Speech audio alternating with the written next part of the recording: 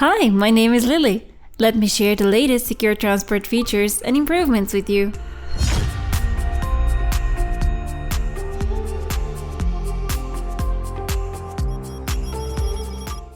This month, we updated several third-party components that were reported in the National Vulnerability Database, including Apache Tomcat. Refer to our third-party software and licenses document for the complete list.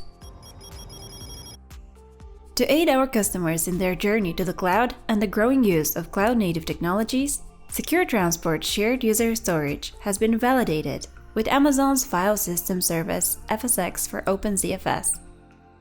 This AWS service is both single and multi-AZ capable and is recommended as a good alternative to GlusterFS for customers that are looking for a managed storage solution with vendor support. SUSE Linux Enterprise Server 15 is now a supported operating system for SecureTransport. For the full list of supported operating systems, check out our Axway and third-party software support section in the Administrator Guide. You can now achieve a new PeSIT use case, transmitting specific files to designated destinations as specified in the PeSIT acknowledgement. As shown on the schema we've got here, the arrival of a file from partner A triggers an advanced routing flow where SecureTransport forwards the file to partner B via the PeSIT protocol and uses the information within the PeSIT acknowledgement that was received from partner B to identify the files to be retrieved from partner C and their designated destination for transmission to partner D.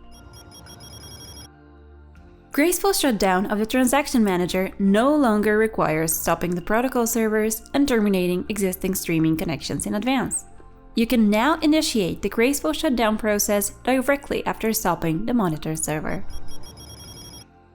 This update introduces Admin UI Settings, a new page in the administration tool that allows master administrators to manage the features on the dashboard page and control its availability to delegated administrators. Thank you for watching. Apply this update using the links in the description below. Don't forget to like and subscribe. Happy holidays and see you next year!